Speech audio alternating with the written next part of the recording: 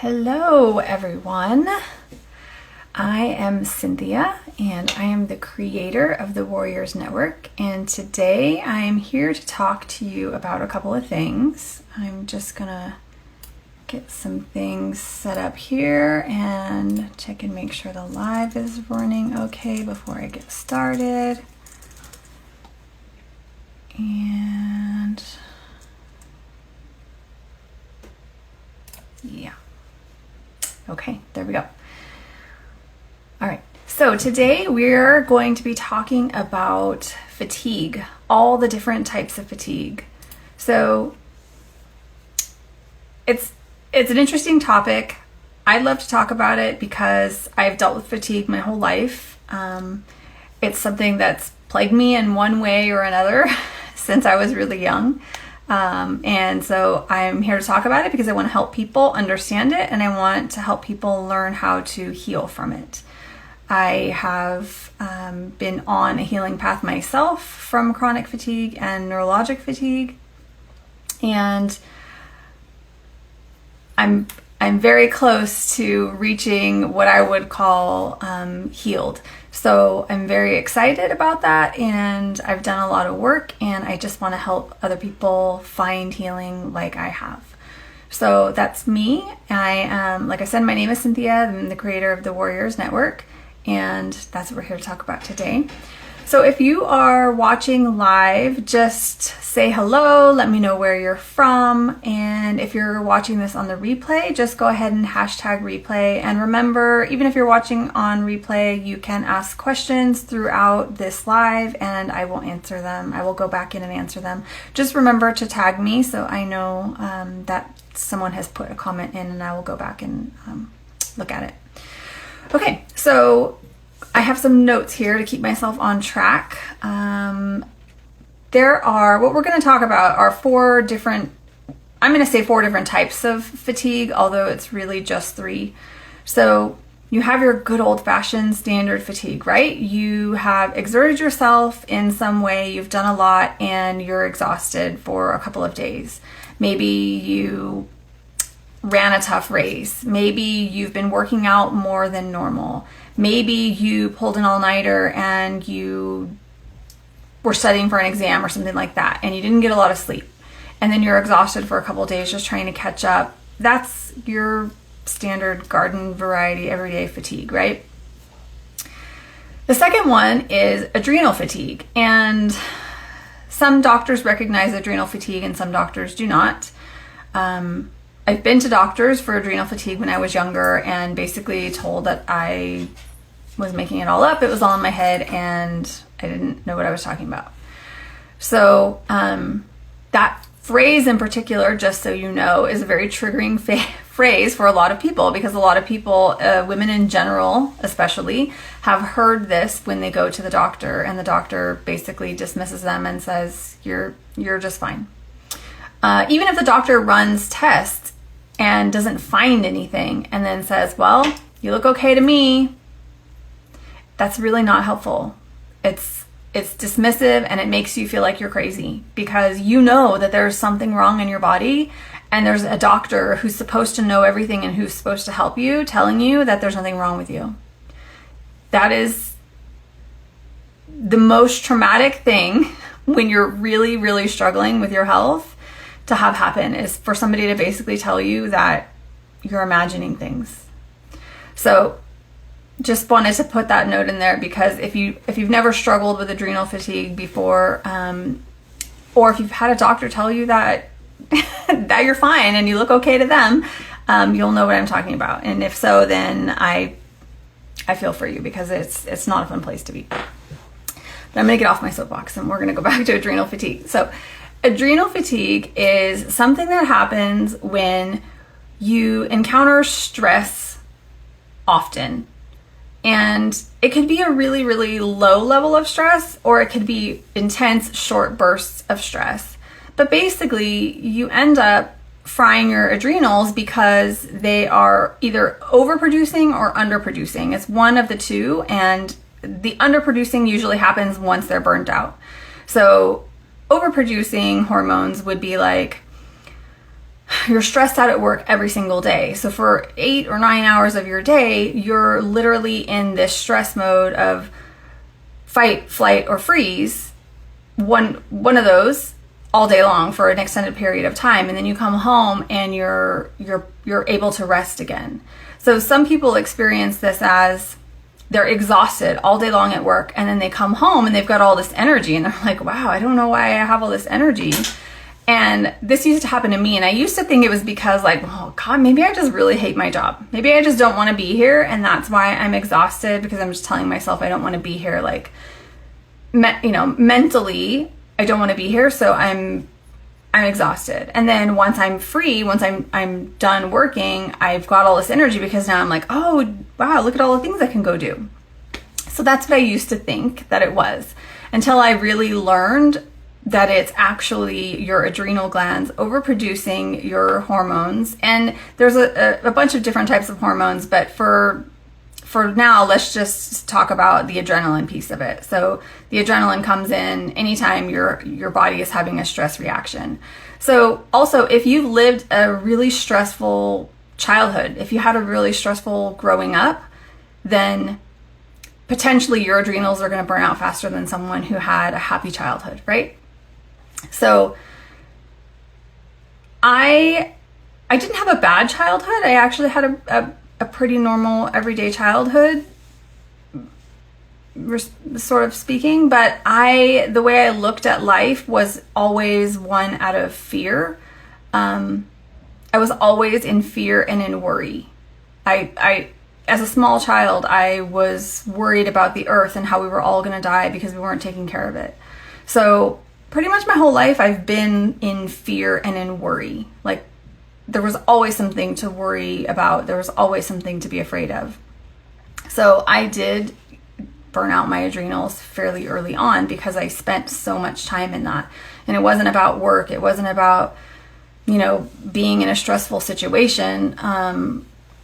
Although there was some stressful situations growing up for me, but the majority of it was just this fear and this worry that I lived with day in and day out.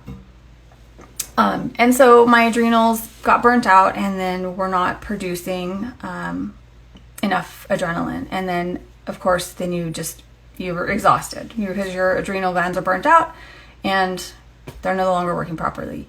So like I said, you can produce too much, or you can produce too little hormone. So that's when you get like a bipolar kind of situation, where you're really up or you're really down, or depression when you don't have enough. So they're all sort of tied in there and related. And anxiety, when you have too much adrenaline, it can cause a lot of anxiety. So anger, depression, anxiety, those three things are pretty common for women to experience sort of all together. And it's because they're all sort of caused as a result of this fluctuation, right? So that's adrenal fatigue. So let's talk about chronic and neurological fatigue. So the medical medium talks a little bit differently about neurological fatigue and chronic fatigue. They're basically the same thing. They're not the same thing. They have the same cause, but one is just a more advanced version of the other. And chronic fatigue is sort of the term that everybody else in the world uses, and neurologic fatigue is the word that the medical medium uses to describe this more advanced version of chronic fatigue. So chronic fatigue is a result of the Epstein-Barr virus, or a number of other viruses have the potential to cause this as well. But it's basically the neurotoxins that are coming from that virus that then inflame the central nervous system. And it causes your adrenals to weaken and burn out, and it also causes disruption in your digestive system. So this version of it, where it basically weakens your adrenals and causes further fatigue, it's sort of the next step after adrenal fatigue, right? Now you've probably already had plenty of stress and had adrenal fatigue, but now you've moved into the chronic fatigue, where not only is it longer lived, we're not talking like a month or so, now we're talking like it's been years when it gets to the chronic point, and it starts it starts affecting your adrenals. It starts impacting your adrenals again on top of the neurotoxins that are inflaming your central nervous system. At this point, it's just in your central nervous system, so it's not necessarily saturating your brain yet. The difference between the chronic and the neurological is neurological fatigue is basically the advanced version. Again, same reason. It's Epstein-Barr virus or one of a number of other viruses that's creating a neurotoxin that's saturating your central nervous system and then in your brain. So the brain piece of it, where your brain tissue is now saturated and inflamed, that's where you get into the neurological fatigue, and you start getting symptoms that are really kind of confusing because you don't understand what's happening, because it's sort of like happening all over your body. So I'm going to read you the list of symptoms because it's really interesting, and I can't do it just from off the top of my head. So swelling inside the brain, swelling of glial cells, neurons, and glands in the brain, swelling of nerves leaving the brain or swelling of tiny nerves on the outside of the brain close to the skull. Neurotoxins can also land on nerves throughout the body, including the optic, vagus, phrenic, trigeminal, pudendal, hypoglossal, facial, and sciatic nerves, creating what starts as mild swelling that can create symptoms that make us uncomfortable and then progress and worsen. And that's just a little snippet out of the Brain Saver book from the Medical Medium. So all of those things can create some really strange symptoms, like your arms having pain in them, or burning sensations, or they go numb, or pain in your feet, your calves. You can even get like I have a pain that I get right here in one particular spot on my head, and sometimes it's hot and sometimes it's not, but it's based on what I eat, and if I eat something that I know I shouldn't be eating, and then that causes the viruses to go into overdrive, and then they produce a lot of neurotoxins, and then it gets inflamed. And it takes a couple of days to go away, but I guess since I know what it is, it's not as scary as it would be if I didn't. But also, I spent a lot of time having these weird, like I was saying, like numbness in my right arm. I had a pain in my right foot that lasted for like a year and a half. I had pain throughout my right leg. And for me, all the symptoms are on my right side, because that's where the inflammation is on my right side. So I don't generally have symptoms on my left, but it's different for everybody. So that's neurological fatigue, and how it's slightly different from chronic fatigue. Like I said, it's the same cause and it is the same solution as well, but it is slightly different in that the brain is fully saturated at that point, and you're starting to get these other weird symptoms that are not just fatigue. Like, I think the worst symptom from neurological fatigue, for me anyway, was like the heaviness in your arms and your legs. Like, you literally feel like they're like made of sand. It's hard to lift them. It was hard for me to stand up long enough to take a shower. It was hard for me to basically get out of bed. Like, when Anthony Williams talks about Mattress Island, he's not joking. Like, I spent about a year in bed. Like, I literally got up to go to the bathroom. I didn't even really get up to eat. My husband would bring me food because he knew what I was struggling with. I got up in the morning to take the kids to school, and I got up in the afternoon to pick the kids up from school. And that was pretty much the extent of it. When I got home, I would get right in bed and I would stay there until it was time to pick the kids up. And then when I got home from dropping them off or picking them up, I would get right back in bed and I would stay there. And every day was like that for almost a year. And I have struggled throughout different points of my life, and then healed, and then struggled again. So I know what it's like to heal from something like this, and then go back into it isn't as scary the second time, I have to say, because you know that you've got the answers and you can fix it. But the second bout for me, this neurological fatigue, was kicked off right after the big virus went around, and I got really, really sick, and was tested, but like 2.5 weeks later. So I don't know if it was, if I could officially call it that virus, but it was after that I got really, really sick and was just stuck in bed. So what happens is, when you get that sick, when you get a flu, it takes your immune system down far enough that Epstein-Barr virus can be triggered and rise up. And so basically that's what happened. Was Epstein-Barr virus sort of went a little crazy and took out all the things. And so, yeah, it was rough for a time there. Anyway, okay, so those are the different types of fatigue: standard fatigue, adrenal fatigue, chronic fatigue, and neurological fatigue. So I would love for you to tell me what type of fatigue you are struggling with now that you know the specific differences, and just go ahead and put your answer in the chat, even if you're watching this on the replay. I'm just gonna make sure I'm still on track here. Okay, so how do you know which type of fatigue you have? So I already sort of covered some of them, but you know, like your standard everyday fatigue, if it comes and goes, you know, if you only have it for a couple of days and it's gone, you know, that's standard stuff. That there's nothing to worry about there. You just get some extra sleep, and you know, maybe make sure that you get in some healing foods and you're good to go, right? Adrenal fatigue is, so I'm gonna look at my notes here, but there's a couple different ways to tell the difference between adrenal fatigue and standard fatigue, especially like if you're not getting sleep on a regular basis and you're like, well, I don't know if I'm not sleeping because I have adrenal fatigue or if it's just standard fatigue.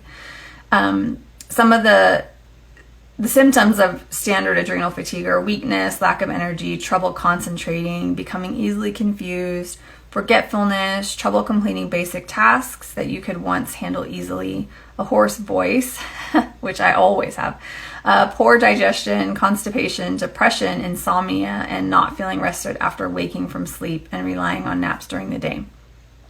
So those can sometimes be confused with other things, right? Like thyroid problems. I have been tested probably 30 times in my life for thyroid issues, and every time the tests come back completely normal. Well, adrenal fatigue can look very much like thyroid issues because they are connected. And so, you know, if you're struggling with those sorts of things and you think you might have a thyroid issue, it could also be adrenal fatigue. If you go to the doctor and the doctor does all the thyroid tests and says, like, you look fine, there's nothing wrong with you, it could potentially be adrenal fatigue. So the way to tell is if you crash in the early part of your day or throughout your day, so just like in the morning after breakfast or even like in the afternoon after lunch. That used to happen to me a lot. I would eat lunch at work and then I would immediately just be like falling asleep at my desk. Like I needed a nap for sure. I already talked about this one, but feeling tired all day at work and then being more energetic at home in the evening. And that's because your adrenal glands are trying to save, they're like holding back the reserves of your hormones. And then because you're in a stressful state, and then when you get home where you're like relaxed, then your adrenal glands are like, oh, okay, we're relaxing now, so we're gonna go ahead and start producing. You're exceptionally exhausted at night but have trouble falling asleep, so that's another one. Or you feel unrested even after a full night's sleep. So this one is something interesting because this is something that was happening to me when you've probably heard me talk about this, but I had bought a memory foam mattress and I had it for about 6 months, and I was having this is when I first started having my yellow dye number 5 issue. And I was trying to figure out what it was. And one of the things that I had found online was, once I figured out it was yellow dye number 5, something I found online, somebody was talking about, oh, I have an allergy to yellow dye number 5. Oh, and I'm also allergic to my memory foam mattress. And I was like, oh, that's weird. How are they related? I didn't know that memory foam mattresses were made out of petroleum, but they are. And so is yellow dye number 5, hence the connection. So, But I didn't realize for 6 months I wasn't getting really good sleep, and I didn't recognize it. I was I would fall asleep like normal, and I would wake up at the normal time, but I never felt rested. I never felt rested. Something was happening to where it wasn't allowing my body to go into deep sleep. So REM sleep requires adrenal hormones. So if you're not getting that good really rested sleep, it's probably because your adrenals are not producing enough hormones.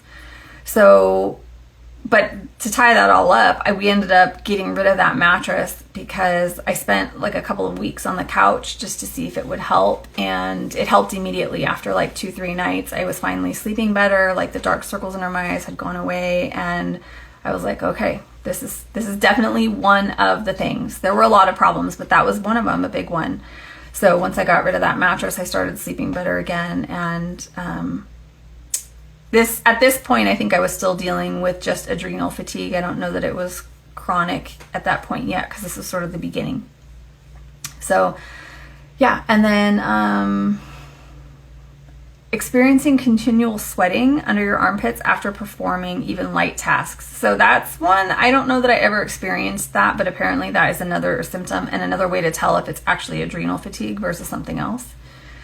And then being continually thirsty and not being able to quench your thirst, or having a continual dry mouth, or frequently craving salt. Now, I always crave salt, and I think that's one of the things that makes it so hard for me when I go on cleanses, because you're not supposed to have salt because it slows down the detox.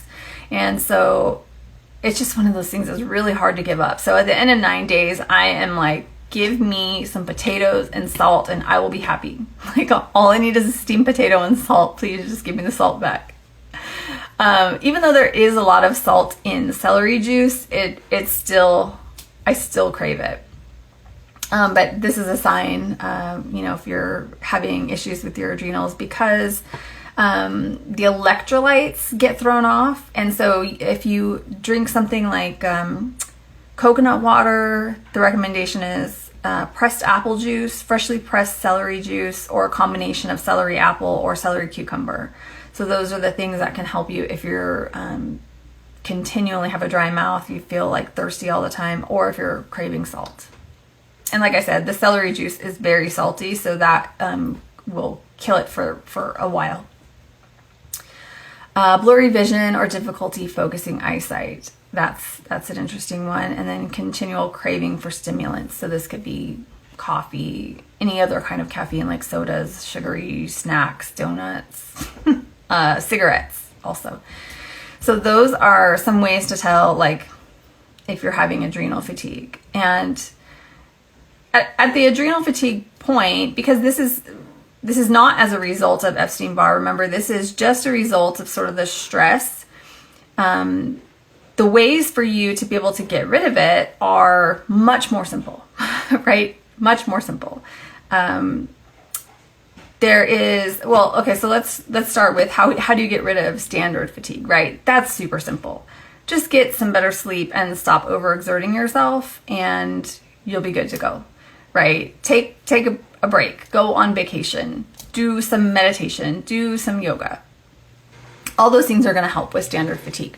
Now with adrenal fatigue, in order to handle that, because it's related to stress in your life, number one, you're going to have to do all those things that you do for standard fatigue, and then also add in some things. So you're still going to want to pick up some sort of exercise routine. You're going to want to have some sort of meditation. You're going to want to have some time out in nature. You're going to want to have a vacation. All the things that are going to reduce your stress. Maybe work less hours if that's possible, or see if you can work from home instead of the office. Those sorts of things that are going to decrease your stress overall.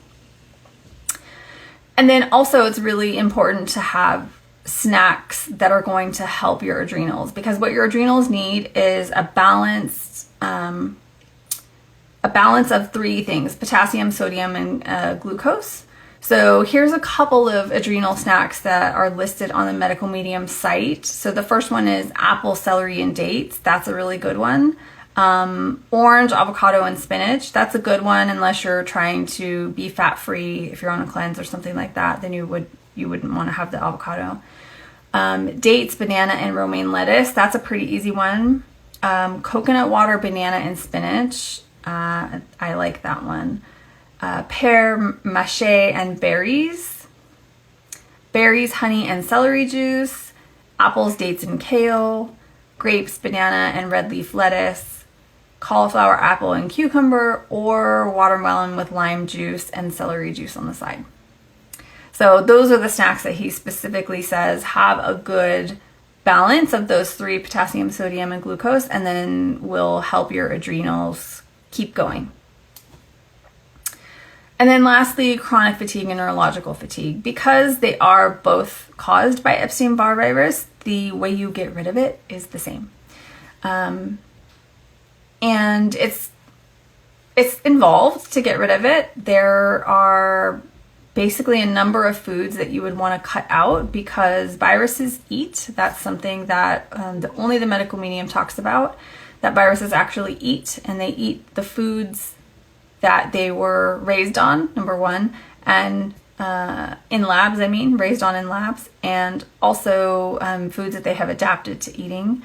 So we're talking things like eggs, corn, gluten, dairy, canola oil. There's it's a fairly extensive list of them. And if you look in my profile, there's a post that I did on troublemaker foods. It's basically all the things in there. There's even things like natural flavors. Natural flavors are not natural. Citric acid. There's all sorts of things in there that you should be avoiding. And if you can avoid those foods, then you can stop feeding the viruses. And viruses can live a long time. Certain viruses can live a long time without food. So it takes a while to get rid of them. It's not like you can just cut these foods out for like 3 days and be good. You have to cut these foods out for a significant amount of time in order to starve the viruses. But one good way to do it is to do a cleanse, right? Medical Medium 369 cleanse. They're 9 days long. You cut out all the troublemaker foods for that time. You cut out fat so that your blood thins out and your liver has the capacity to start detoxing because it's not busy dealing with the fat. It's not clogged up and making things harder for your heart, because when your blood gets too thick, it makes it hard for your heart to pump. So your body works better without fat, especially for the cleansing purposes. So basically removing all the foods that are feeding the viruses and then adding in all the healing foods and removing the fat. So even good fats like avocado or avocado oil or coconut, those are all good fats that you would eat when you're not trying to cleanse. And when you're on a cleanse, you would just leave them out, because all of the 369 cleanses are fat-free for the majority of the days. I think one of them does allow fats at night, like the first 3 days. I can't remember if that's the simplified or if it's the original, but anyway. For the most part, you're taking fats out of your diet entirely for those 9 days so that your liver can do the detox. And that's really what it takes in order to get rid of Epstein-Barr virus. It's not an easy thing, for sure.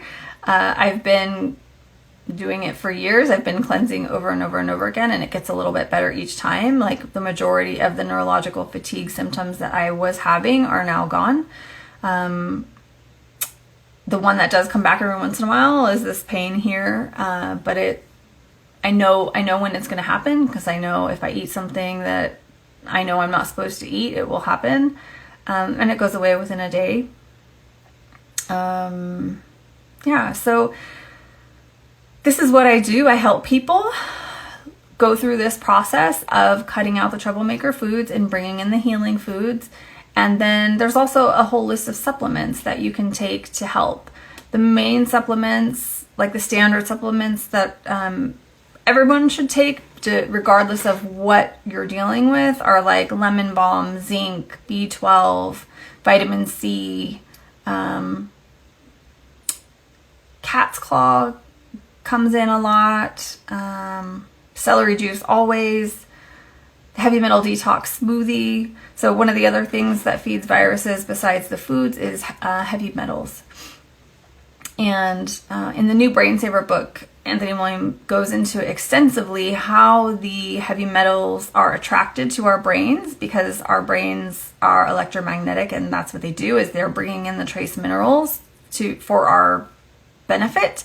But we have all these other metals in our body that are not supposed to be there, and so as a result of the brain collecting these trace minerals for our benefit, it's also picking up all these other metals that we don't necessarily want in our brains, and that's food for the viruses. So that is another thing that you would want to do, is basically check your environment, because metals tend to come from your environment. So it could be in your water, it could be in your food, it could be in fragrances, it could be in cleaning products, it could be in scented candles. There's so many places that you can pick up heavy metals that will feed the viruses and create this neurological fatigue that it helps to have somebody to kind of lead you down the path and show you the way.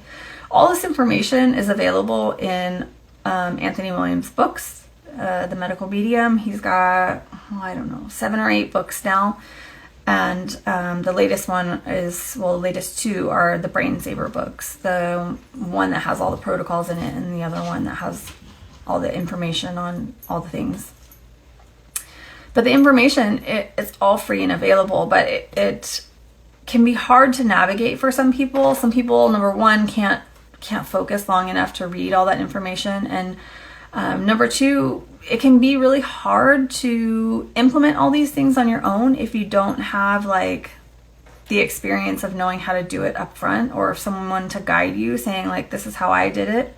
And so that's what I'm here for, is to really help people get through that like initial starting point to get started and on your way. And then I'm just a resource to answer the questions for people as they go along.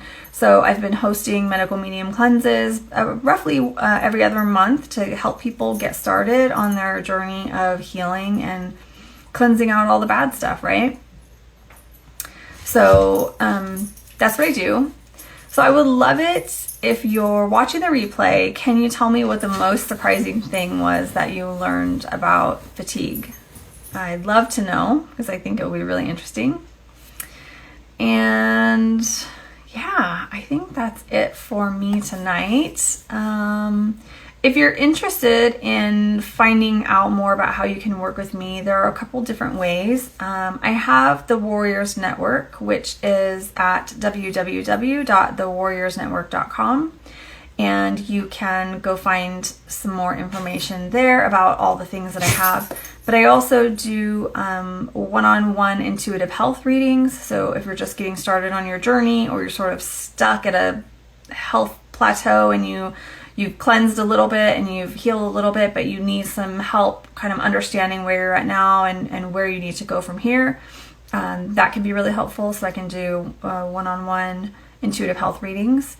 And then I also do one-on-one coaching. So if you are interested in like a 6-month time frame to sort of sit down and create a plan for how you're going to get back your health, that's what I can help you with. I can basically give you the list of all the foods to cut out and the healing foods that you're going to want to add in that are specific to your situation, because the foods are different. I mean, there is a standard list of healing foods, but each food has a particular property and can help with a particular thing.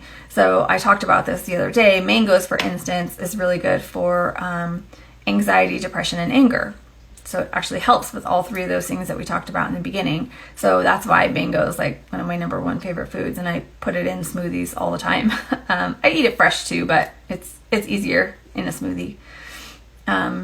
So yeah, those are the ways you can work with me. You can follow me in the Warriors Network. There are in the Warriors Network, there are actually 3 different spaces in there. There's a Health Warriors space, an Earth Warriors space, and a Serenity Warriors space. And all 3 are important, but they're just 3 different aspects of healing. And so you can follow, you can register for one space or all 3 spaces. It doesn't matter. It's up to you. And then, like I said, we can do one-on-one coaching. I have a 6-month package that I do, or you can also just do a 60-minute intuitive health reading if you just sort of want to see where you're at and get started. And during that health reading, I do a remote body scan and tell you what I'm finding, and then I'll also give you nutritional recommendations and supplemental recommendations as well. So that's it. That's me. And I hope you enjoyed this live, and I hope you learned something, and I hope it was really helpful, because at the end of the day, what I'm here to do is share my story, motivate people to move. I want people to cleanse and heal and be a light for people who are in the dark. Because there was a time a long time ago when I didn't know who the medical medium was, and I was really sick, and there wasn't anyone to help me. There wasn't a doctor who could help me. I ended up just reading book after book after book after book, looking for the answers. And that's how I knew, when I read the medical medium books, that they were truth. Because I had read so many books and been to so many doctors and tried so many things, and none of it worked. When I finally did find what worked for me, I still didn't know who the medical medium was yet. So when I read the medical medium books, and it echoed what I had found that had worked for me, which was fruit for breakfast, salad greens for lunch, and I was eating rice at the time, rice and chicken and broccoli for dinner. That's what worked for me. That's what helped me heal. That's what helped me get out of the mess that I had made of my body. I came to that naturally through tracking all my food and my mood. And so when I read the medical medium book for the first time back in end 2015, beginning 2016, the first medical medium book, it really resonated with me, because I already knew that's what worked, because I had already done it. And so when I read the books, I was like, wow, this guy knows exactly what is happening in my body. He is literally explaining it word for word, what happened to me and how I felt and how I healed. And so I knew that what he talks about is the truth, because I had done it. And I've done it again, the second time. So, yeah, that's it. That's me. And I'm really here to help the people who are struggling and need someone who's done it so that they can follow. All right, everybody, have a good evening, and I will see you later on the internet.